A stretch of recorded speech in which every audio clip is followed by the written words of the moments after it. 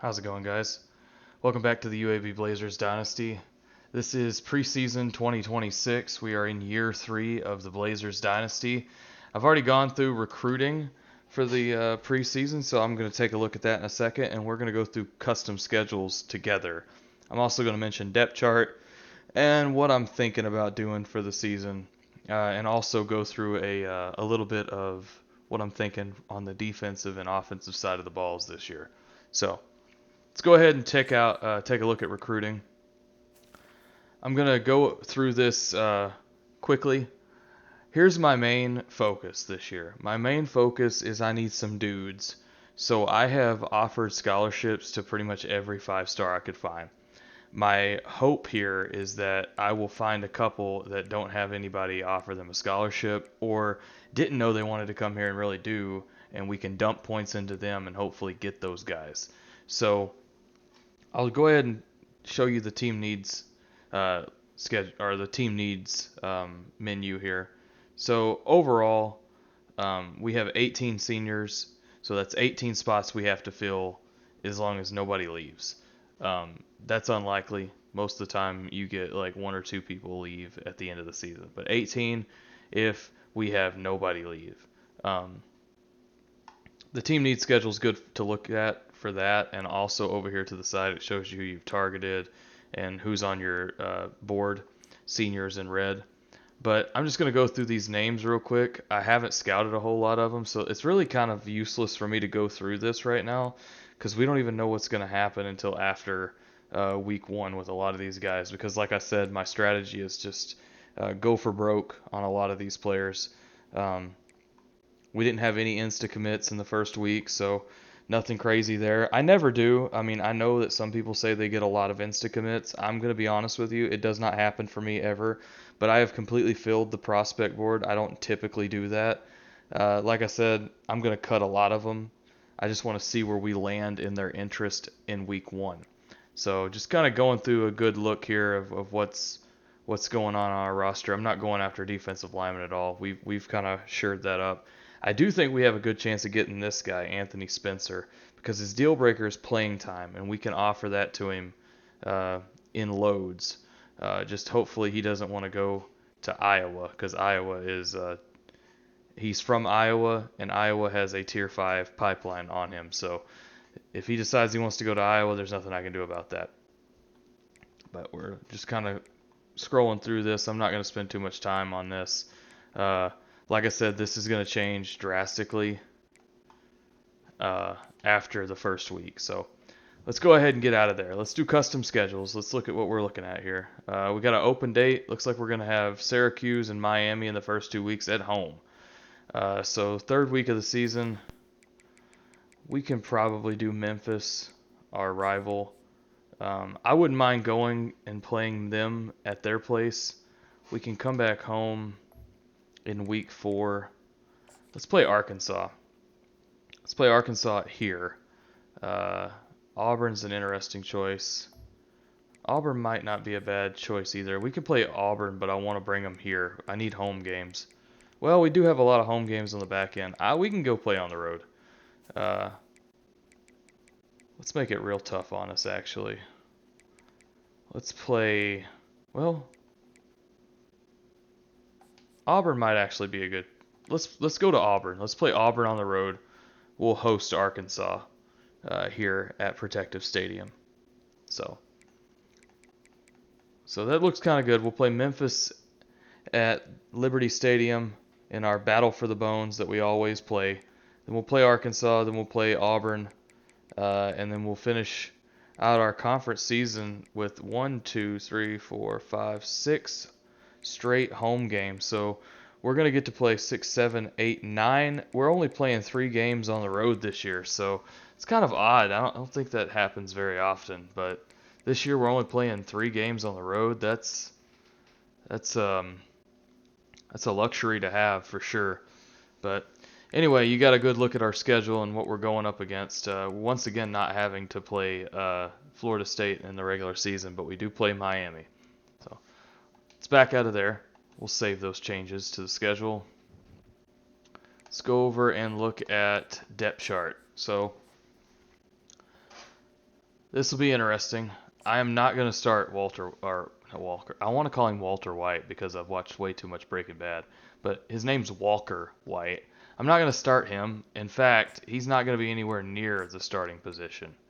What I'm actually going to do is I'm probably going to go with the senior to start with. But I've got a feeling that I'm actually going to end up going with Carlos Hepburn. Mainly, a lot of it just has to do with the fact that Ricky Van Buren has better accuracy all the way around as a field general. He just has all the way around better accuracy. And once I show you what we're going to do, it kind of makes more sense because this is going to be more pro style. Well, we're still going to be multiple in a lot of ways, but we're going to be more pro style than we have been in the past this year. BB Jr. is not going to start. Godfrey is going to start. But BB Jr. being back in the halfback position is always nice. I don't know. I made the mistake of switching him to wide receiver last year. That won't happen again. Wide receiver, it's going to be Thomas, Hooks, and Blum with Slaughter at the 4 position. So Blum's going to probably play the slot for us this year. Unless, of course, I want to put Hooks there. I haven't decided who's going to be slot. I think I might have Blum play the slot, but we'll just see. Tight ends, this is easy. Sively and nickel with Moser at the 3 position. Left tackle, that's self-explanatory. Left guard, that's also pretty explanatory. Center,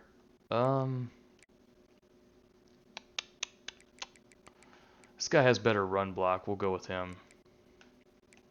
Right guard. Looks like we need to probably move. Let's move. Can we do Townsend over? And then put... I don't know. I don't know how I feel about that. I think I'll do... Let's do Townsend at right guard.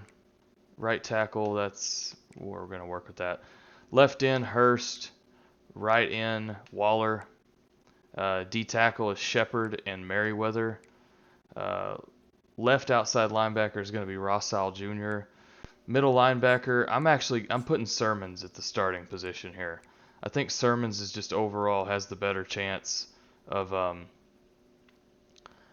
I'm going to user Sermons, so I want the speed. Right outside linebacker, let's go with Harris there. Okay, cornerback, going to be Watson, Thomas, and Jones. But Thomas is actually going to be the slot, and Jones will be on the outside. So, free safety is Bracey. Strong safety is Ricky Lee III. Nothing changes there. Delange at kicker. Punter is going to be, actually Washington is going to be the punter.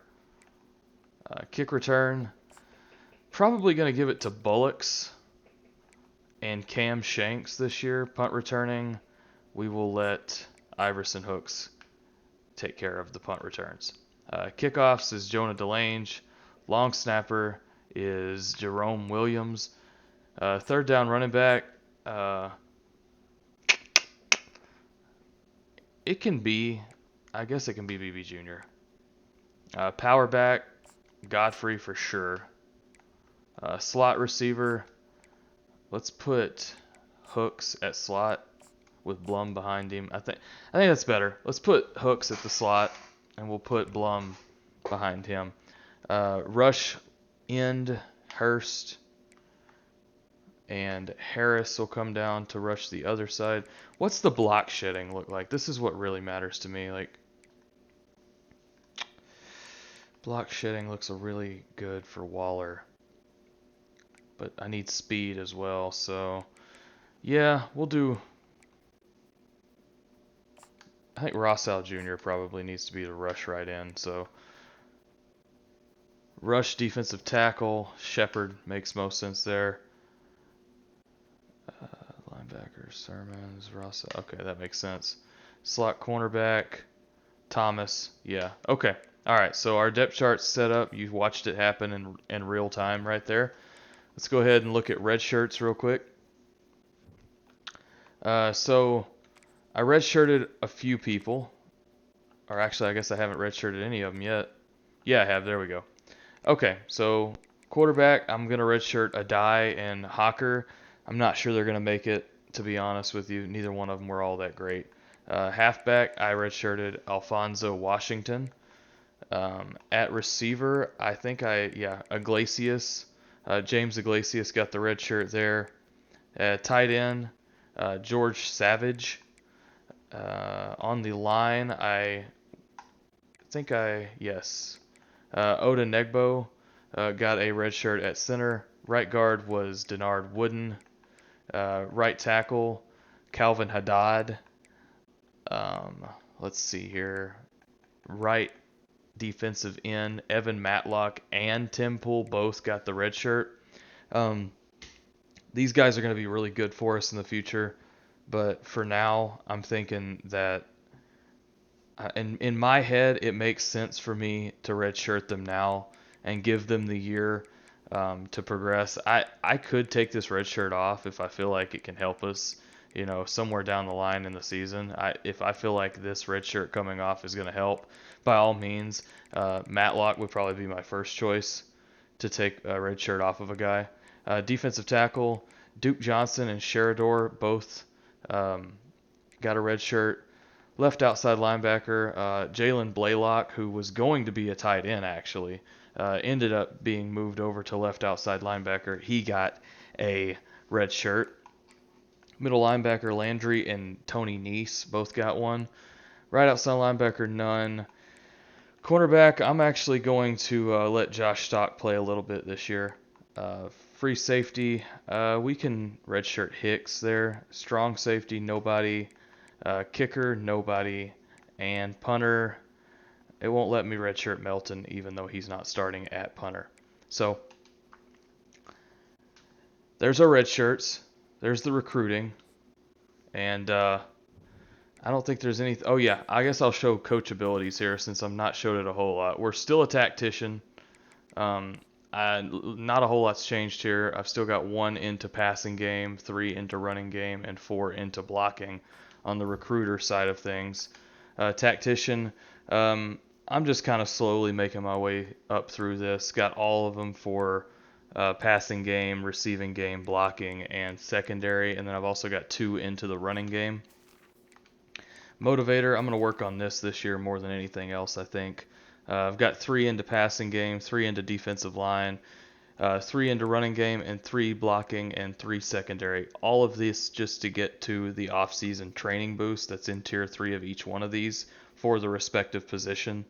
That's very, very, very important when it comes to the off-season. That's why you see me in my offensive coordinators, I go after motivators because they have that extra training boost in the off-season. That means so much. I've got it on both of my coordinators. So that's very important to me, obviously. This year I will go even further into that so that I can have that active perk whenever the off-season comes in at the end of the season. Anyway, now that you've seen all of that, let's talk about scheme a little bit. Scheme and playbook. The playbook is a custom playbook, so we're still going to be considered multiple. I'm using Kansas State as an example here.